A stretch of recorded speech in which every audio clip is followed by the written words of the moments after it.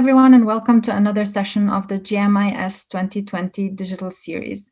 My name is Rana Gonem. I'm the Chief of the Energy Systems and Infrastructure Division at the United Nations Industrial Development Organization, and I'll be your moderator for today's session, which will be discussing promoting gender lens investing for global economic recovery. Access to financing remains one of the major barriers to women globally. And the COVID pandemic is deepening the pre-existing inequalities and exposing vulnerabilities in social and economic systems around the world. It's also amplifying the impacts of the pandemic, particularly for those that are most vulnerable. Due to the pandemic, not only are women losing paid employment and unpaid care work duties have increased exponentially. As a result of school closures and also as a result of the increased needs for older people, both of which are due to social norms expected to take care to a greater extent than men. These inequalities could lead to the gender gap widening and devastating social and economic consequences of COVID-19. The UN Secretary General has launched the Women Rise for All initiative and a dedicated policy brief within that, urging to put women's leadership and contributions at the heart of resilience and recovery, starting with women as leaders with equal representation and decision-making power. To support these efforts, gender-responsive approaches like gender lens investing are essential in both the immediate response and longer-term recovery solutions for global challenges such as the COVID pandemic.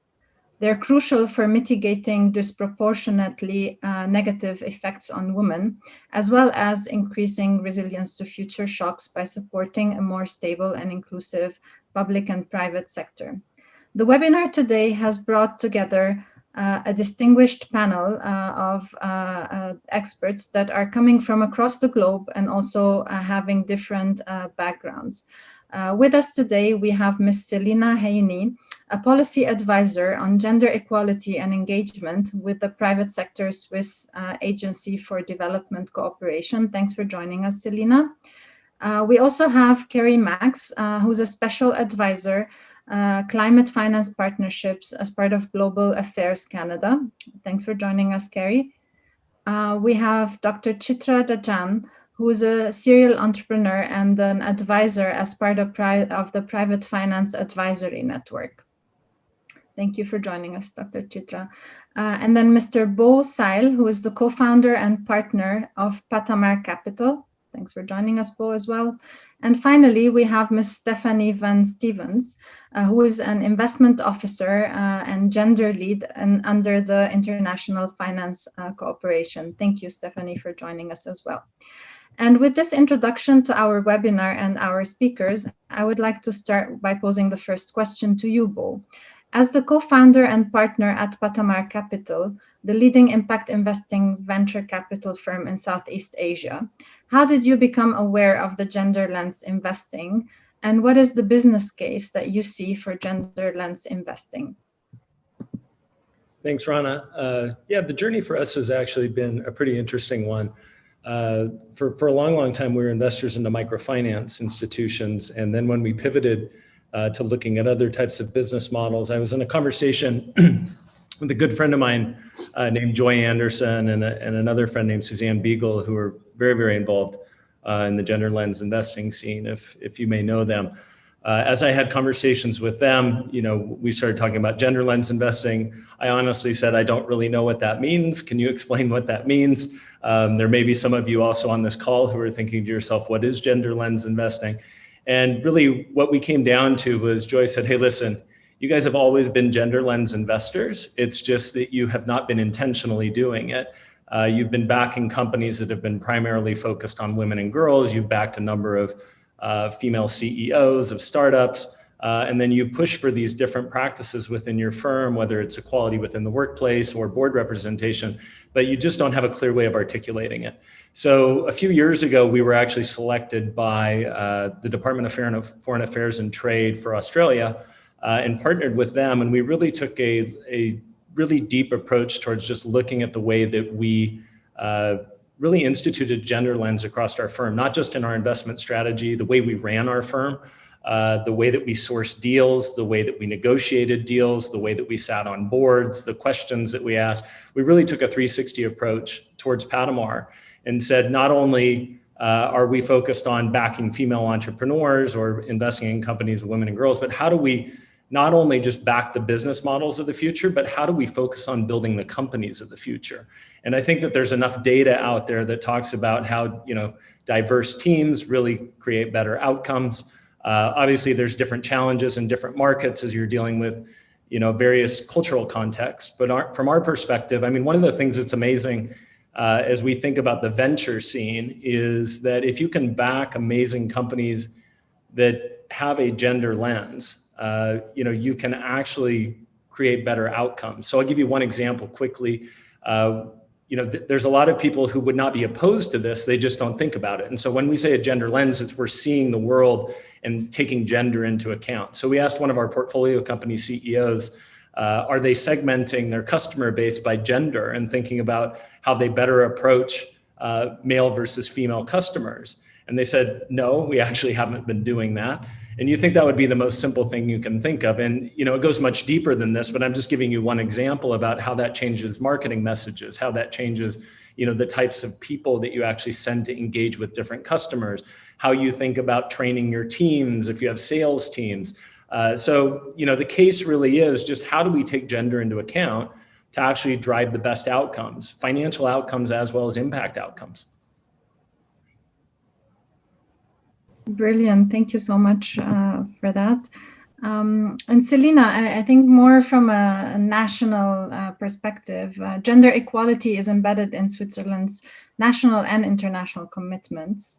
For SDC, the institution you're representing, promoting gender equality is key to achieving sustainable development, inclusive economic growth, and ending poverty.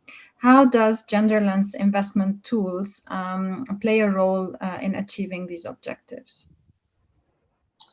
Great, thank you, Rana. Great to be here. Thanks for this opportunity. Well, Genderland's investing tools, some parts of it Bo has already mentioned. I think it's really important to have many people on board to achieve the sustainable development goals. And so what we try to do is also to get the private sector on board and to also get their capital, because as we all know, SDG 5 is totally underfunded compared to other SDGs. And actually the story of Bo already taps into what we're also trying to do at SDC, so-called outcome-based finance mechanisms as a gender, well, it's an overall investment tool. It's not in particular only used for Genderland, but we use it also for Genderland targeted companies. So for example, let's say a fintech company, they try to reach customers in a field with new with innovations, digital innovations. But how do we make sure that they also reach out to women, right? So we, as a donor, have an interest to steer fintechs towards reaching more women and delivering inclusive financial services and products. On the other hand, they're like Bo, they're already doing it sometimes, but they're not sometimes fully aware, and they themselves sometimes face difficulties in accessing capital to grow and scale up their businesses. So how do we enable these companies, these fintech companies that are already trying to reach out to women, which is sometimes more costly or also a little bit trickier as an initial investment, because maybe you need more educational material and so on. How do we also help them to get more capital from the private sector? And so that's where the outcome-based mechanism comes in, where we as a donor, we pay for a specific outcome, let's say that they're trying to do something about the financial health of women, not just reaching women, but going a step further. And so we pay something for that.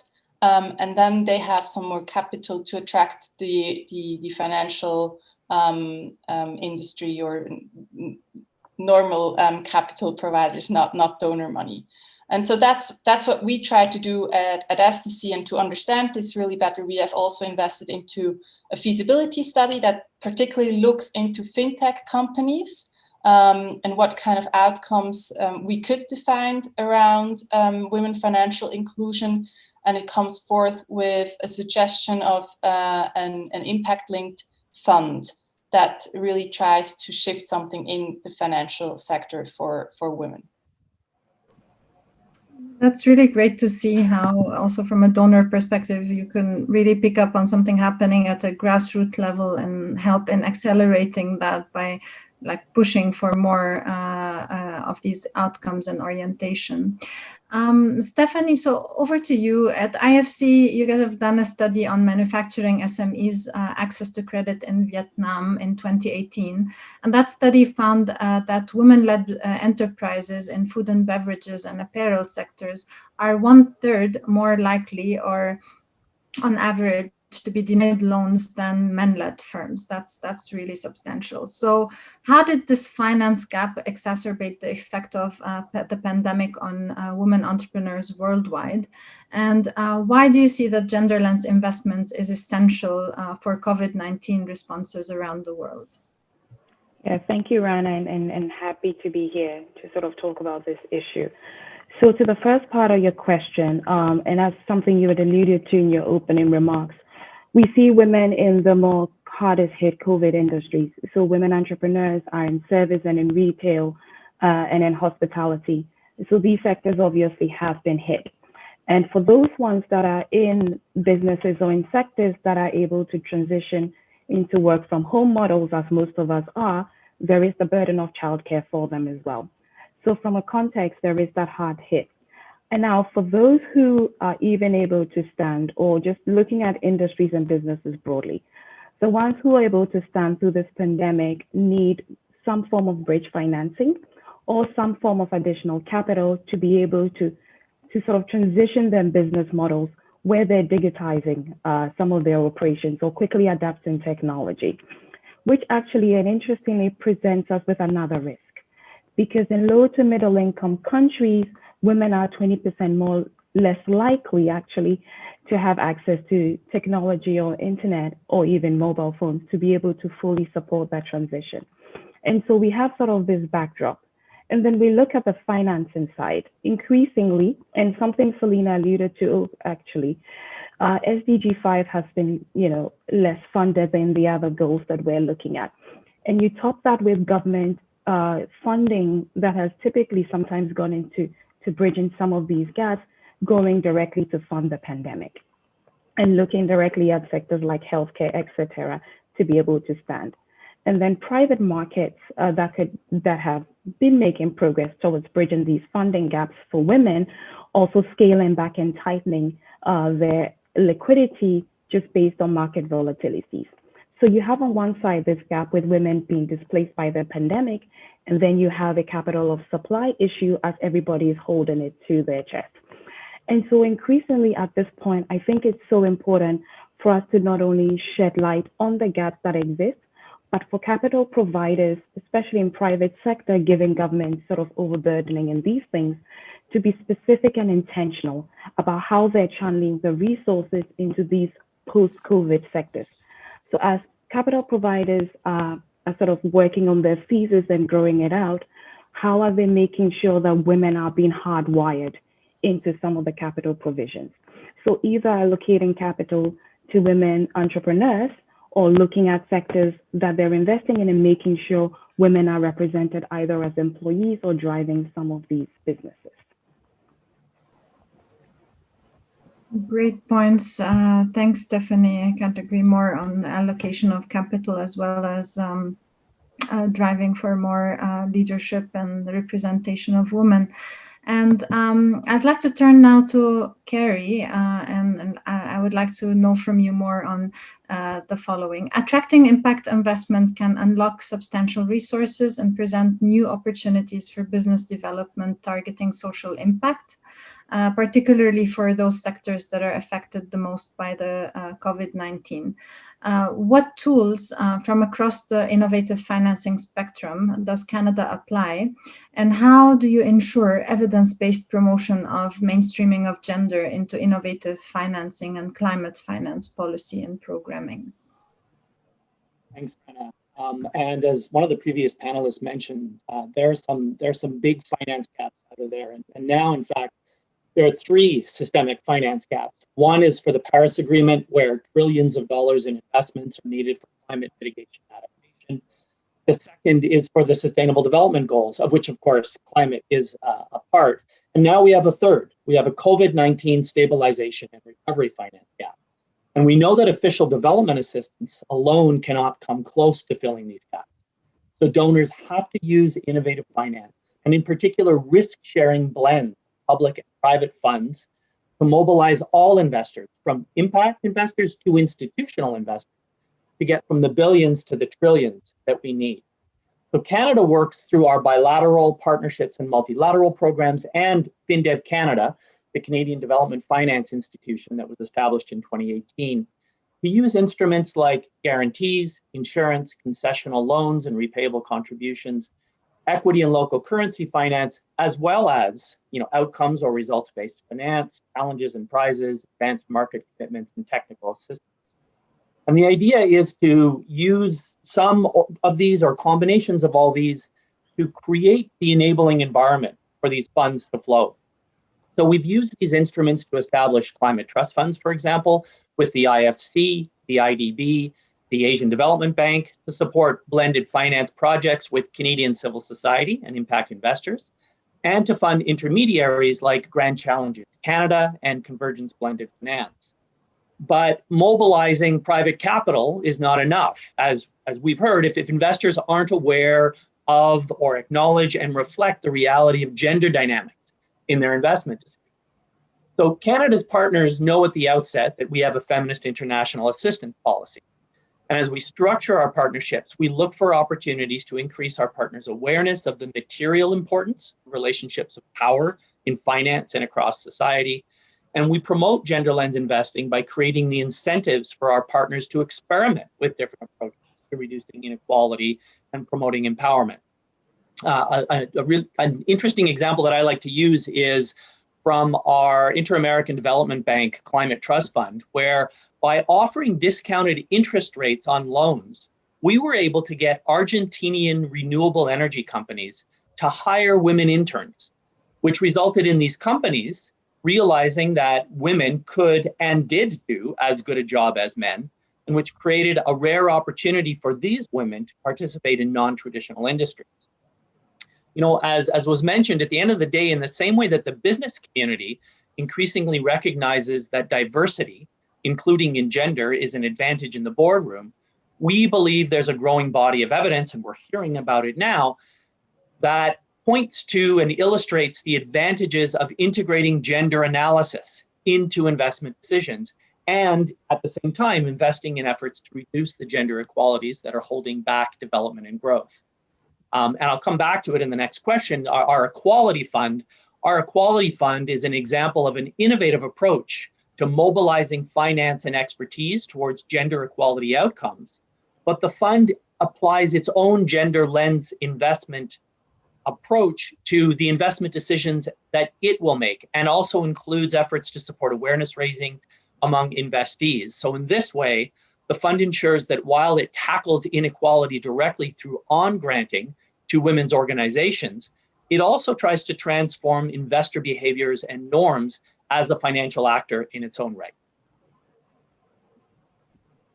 Excellent. I mean, I think we all know how much Canada really supports efforts related to gender mainstreaming and promoting leadership. And I really like your example. It's quite powerful. And we can only say that at UNIDO, we really have also similar experiences in a way that dedicating also specific programs that call on, involvement of women has really helped us in significantly increasing the percentage of women participating across our programs. And it's great to see donors pushing for that. Now I'd like to turn actually to someone who's really working on the ground a lot with women, with entrepreneurs. And Chitra, you'll help us actually to get a perspective, because you do mentor quite a lot of entrepreneurs in India and also in Africa. So how do you see that the COVID-19 impacted women entrepreneurs from across those two regions? And how is actually PFAN, the Private Finance Advisory Network, supporting these entrepreneurs? Thank you, Rana. I'm glad to be here. It's an important topic, and it's good to have like-minded people to discuss this. When it comes to how the pandemic has affected the businesses, you have to look at it in two ways. One is the impact on the business per se, and then the impact on the individuals who are running the businesses. So when you look at the impact on the business, it's same, whether it's a business which is run by a man or a woman, it's the same. They have the same problem about access to funds. They have limited customers. The customers are dwindling, or those who are there are not in a position to pay for it, or the supply chains have got hurt. There's a labor shortage, they are not available, raw material shortages. So all these issues are there, which is affecting the businesses either run by a man or a woman. But when it comes to the impact on the individuals, the person behind the business, it's a woman who is very badly affected in that. It's because in both the Asian market as well as in African market, women's income is considered as a secondary income to the family. So her involvement in the family, her dedication and the effort she needs to put in to take care of her house, her family, her children, their education, their caregiving, all those takes priority. And at the time of pandemic, when everybody is sitting at home, she is supposed to take care of these things or focus on these more importantly. So this has impacted her in two ways. One, her workload has definitely increased, so which has given her less time to focus on her business. So the business, which was already suffering because of pandemic and lockdown, now it is a lot more affected there because she's not able to concentrate on it. The second part of it, which is the most important part of it, is that her economic independence is curtailed because she's not earning anymore, and this impacts her say in the decision making in the family. This has a wider implication and a long-term implication, because especially in areas where we are talking about the bottom of the pyramid families, where the women now cannot have a say in whether the girls in the family go to school or not, whether they should continue their education, whether they should go for a job, or at what time she should get married, to whom she should get married, what time she should have a child. All these decisions which women had a say in it when she was economically independent gets curtailed drastically. So this is for people who are at the bottom of the pyramid. But this also affects women who are educated and they are not in a position to take a call for themselves. But women in general, what I have seen, with my personal experiences, are a little risk averse. They don't, and especially when it comes to high-tech industry or say a renewable energy or even conventional energy for that matter, requires a lot of investment. So when the investments are high, the women are a little reluctant to get into it because they don't want to risk so much of money. And that situation, this pandemic has exacerbated the situation where they are a lot more averse to taking the decision of getting into the business.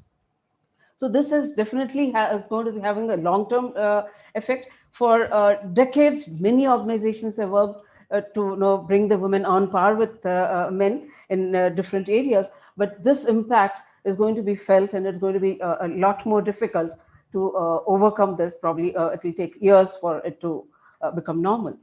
So in PFAN, as you all know, that PFAN stands for Private Financing Advisory Network, we identify entrepreneurs in clean energy, energy efficiency, and sustainable development, and we handhold them and get them investment ready.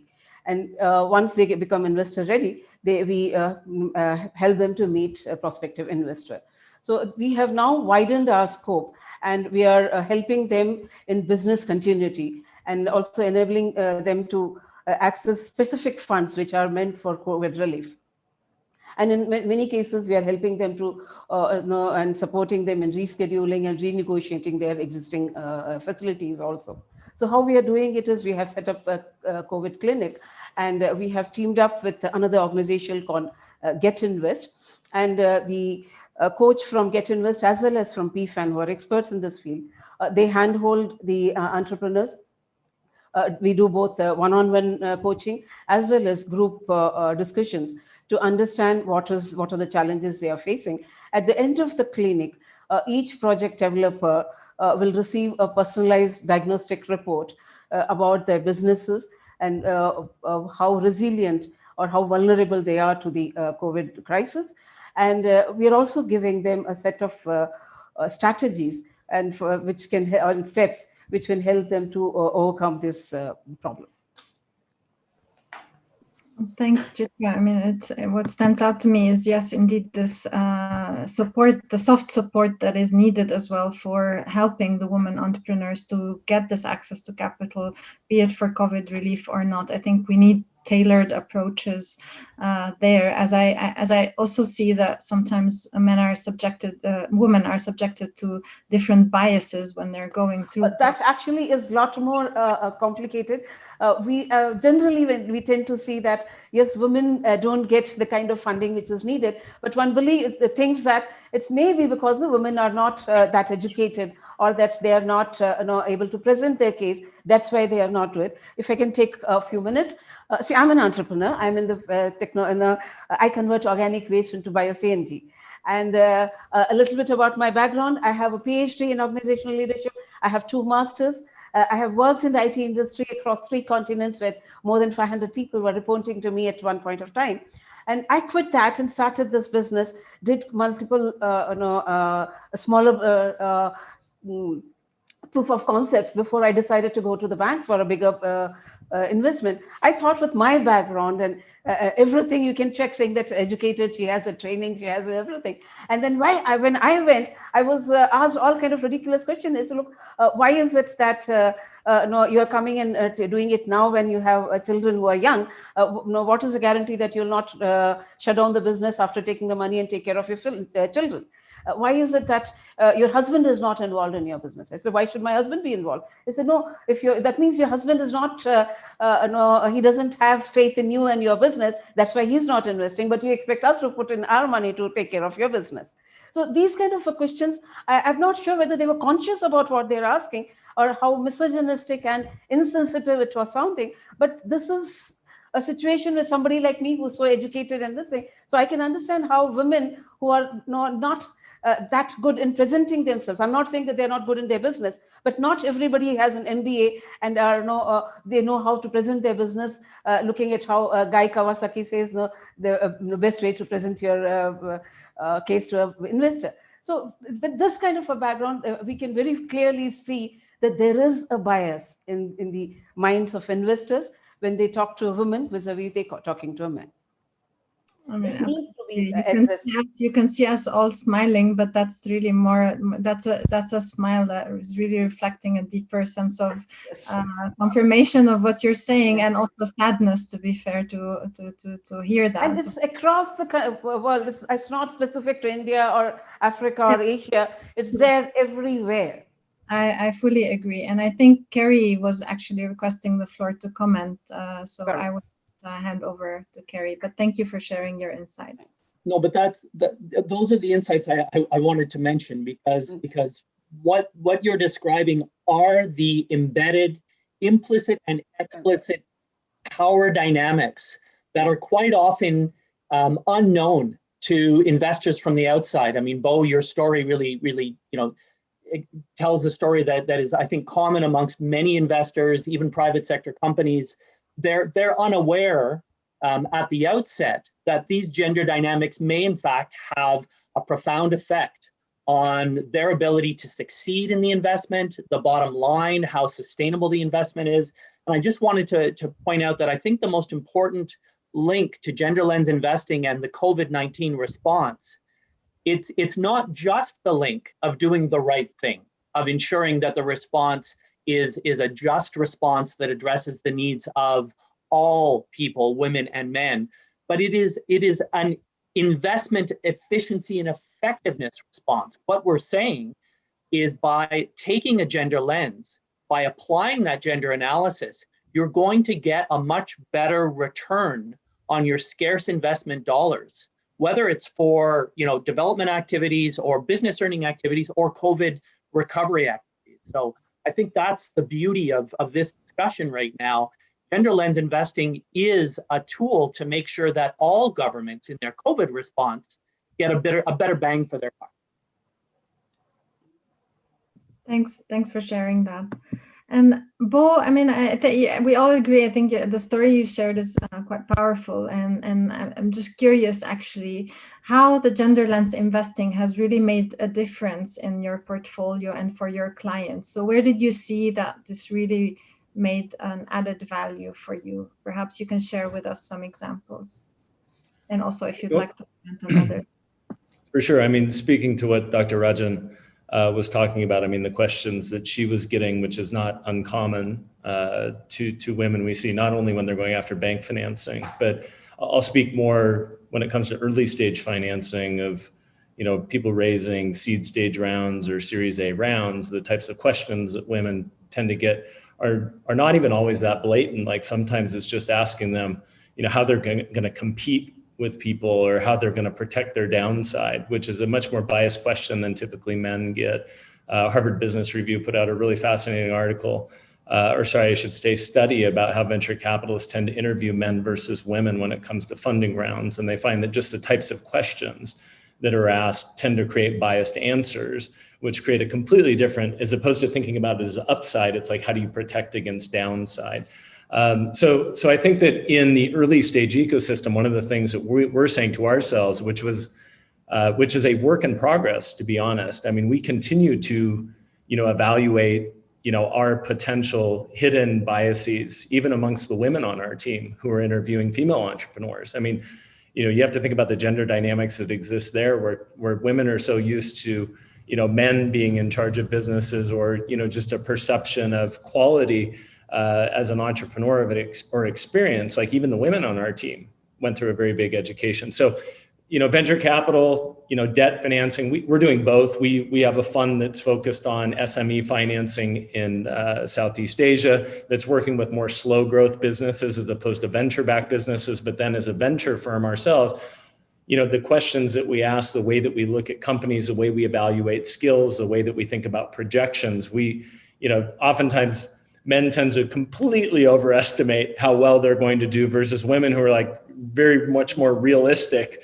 in the targets that they can hit. And yet the anchoring point's different. You can see if you've got somebody who's going with a really high anchoring point and then you discount what they say, as opposed to a woman who has a more realistic one and then you discount it by the same amount, you're actually looking at different returns. So we have investments in some companies which are actually outperforming other competitors in the market, and yet that women-led company is actually challenged more in raising capital. They really struggle to raise capital versus the male-led company in one of our core markets.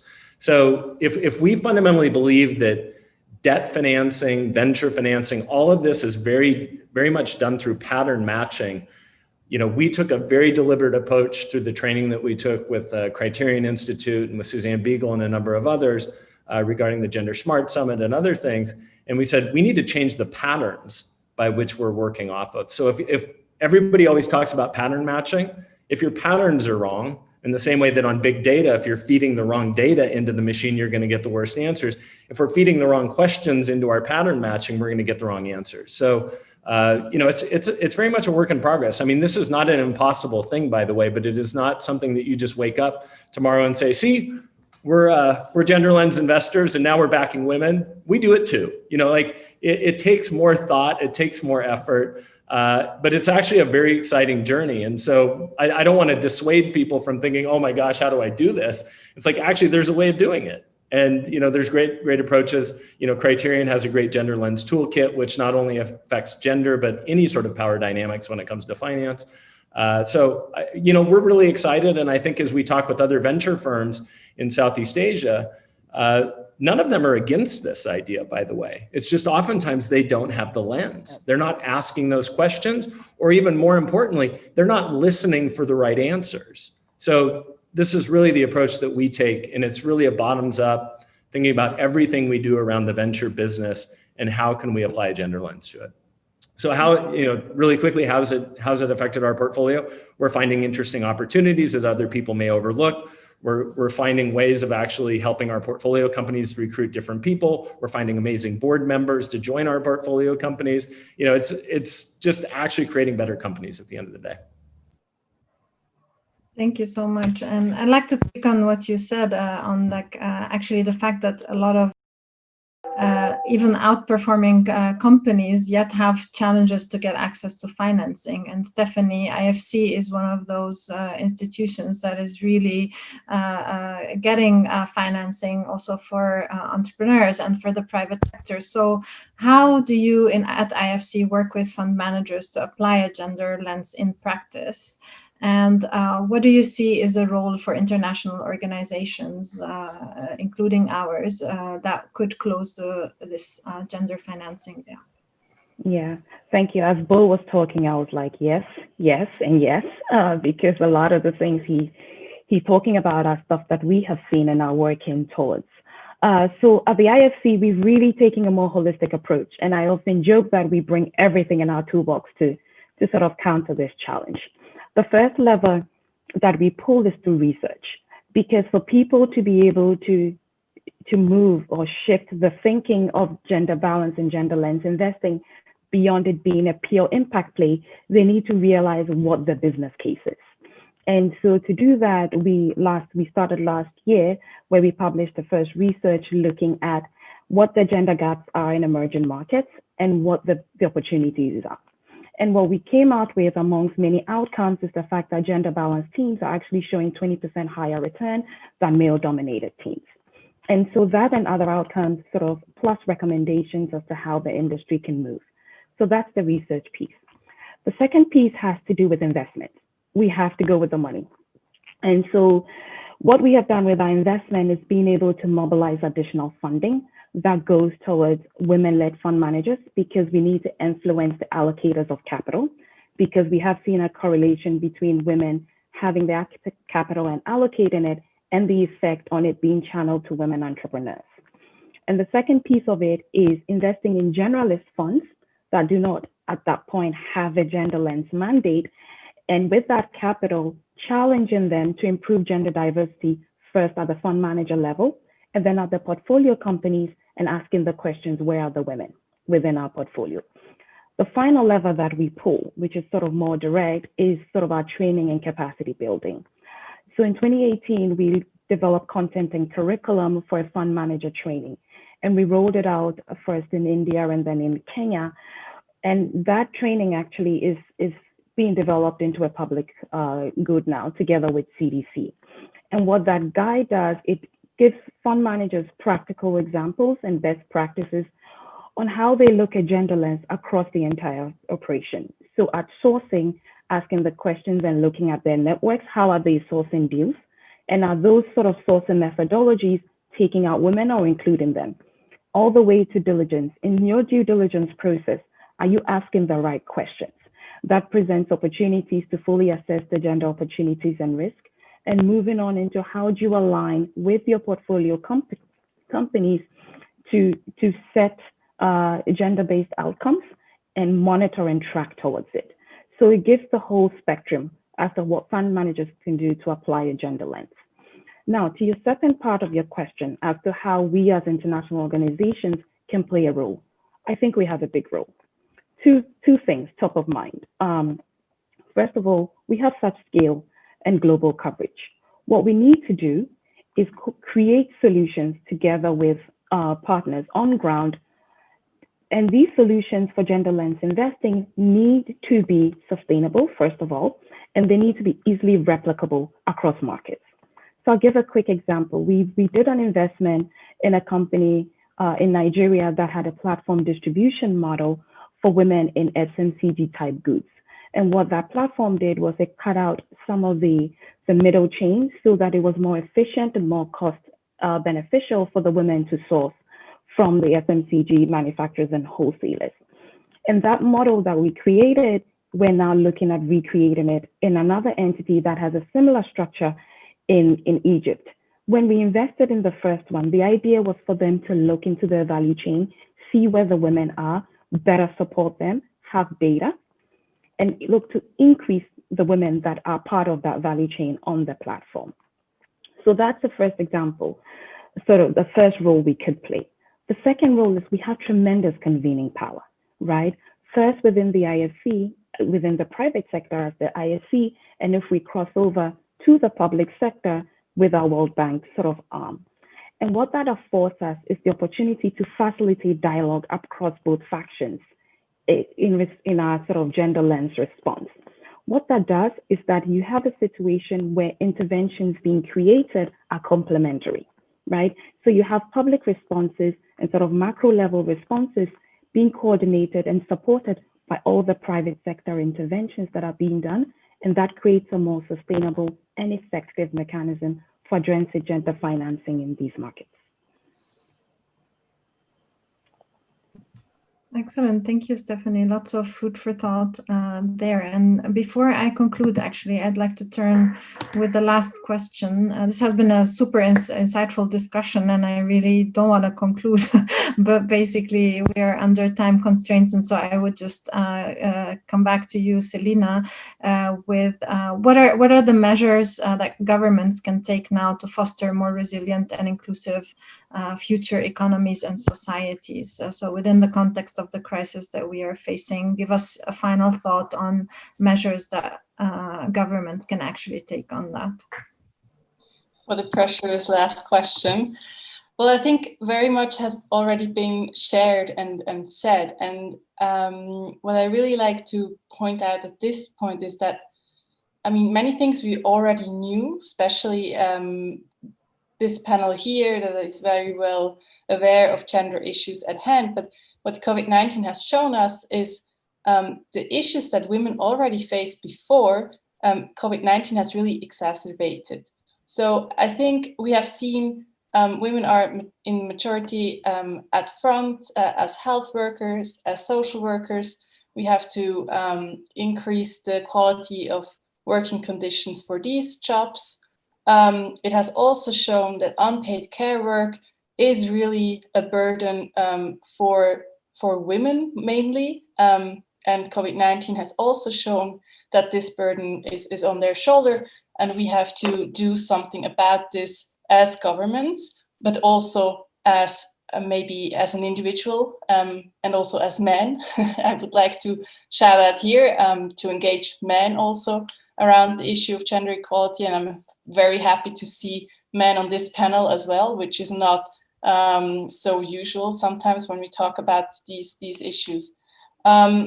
Yeah, so I think I would take, I mean, there are many other things that government have to do, but I would like, in the realm of COVID-19, I think these are the two main important things: to invest into better working conditions for health workers and to look into unpaid care work and really value the work that women do there. Great, thanks, Selina. On the next question to you, Carrie. On the Canadian government program, which is the Feminist International Assistant Policy, could you please elaborate on the global affairs that Canada's role in implementing this policy, and can you already see some achievements in relation to that policy? Thanks, Rana. And I think the way of understanding the Feminist International Assistance Policy is looking at it as an international aid policy that incorporates a gender lens. So it's grounded in the view that gender equality and the empowerment of women and girls are essential to achieve sustainable poverty reduction. But it also commits Canada to change the way that we do business, to improve the effectiveness of our assistance through better leveraging our investments, adopting more integrated and inclusive approaches that respond to local needs in developing countries.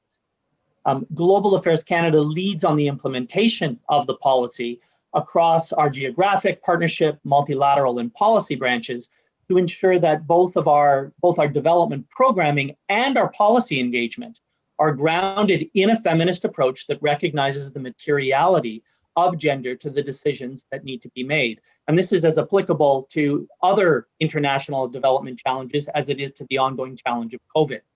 So in the 3 years since the policy was launched, Canada has been able to put into place and influence new programs and policies in our own department and across the world. So I'll give you just 3 examples. Canada's Women's Voice and Leadership Program is a program that provides women's rights organizations and movements in developing countries with direct funding to advance gender equality.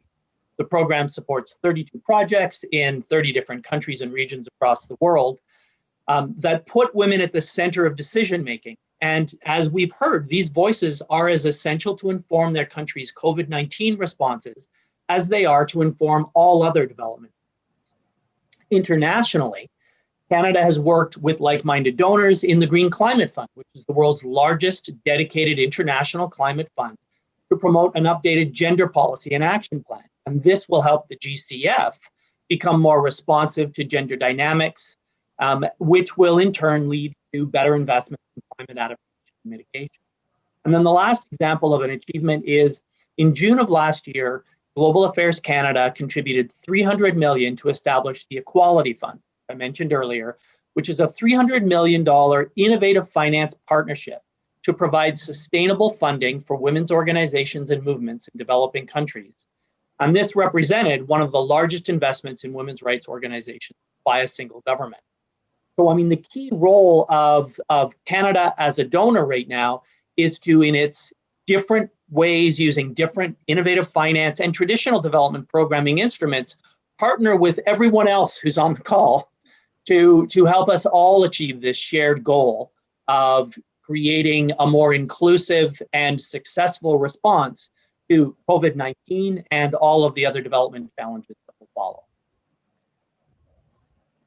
Fantastic and super inspirational to be ending this webinar with quite a lot of good results and also projections for future impact. I mean, I can only imagine how much that's going to influence the whole discussion.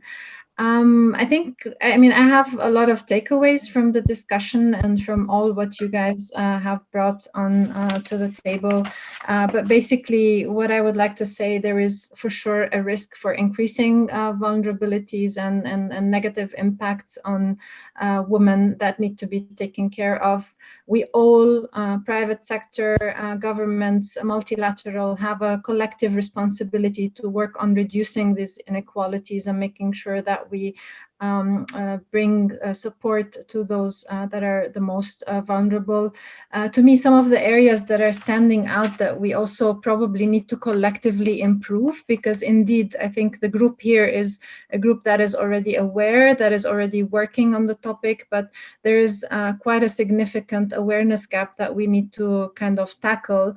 And perhaps it's also by bringing together those examples, those around the table, but also beyond, bringing those to the decision makers, donors, investors, private sector, everybody.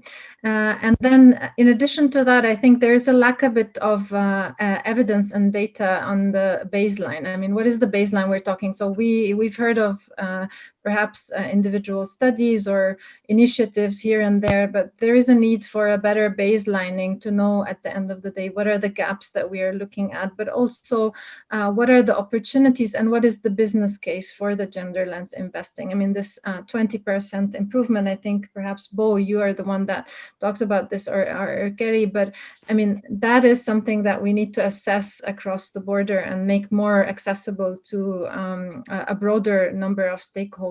And I think together we could actually do that. Working on having more dedicated, instruments and innovative instruments that call on donors and development partners and governments to actually bring also equity and access to women. and making sure that we provide as well the capacity building that they need, I mean, to address some of these inequalities, but also the biases that are occurring. I mean, it's really interesting to hear of how this is being implemented across different organizations. There's a lot more, but I think I would be taking another 10 minutes to just summarize all of what you guys said. But to me, can I add one thing? Sorry, Can I yeah. just add one point here? Sure, please go ahead. See, we're talking about various instruments and various governments trying and other organizations trying to bring together funds which are targeted for women and help them in this period of pandemic. One major issue which I have seen on the ground is many of the women are not even aware what are the instruments which are available, what agencies are there, what kind of schemes are available for them. So first major thing we need to work on is how do we make sure that whatever schemes and we are coming up with, whatever facilitation programs we are coming with, how do we reach and educate the actual women who are going to get benefited by that?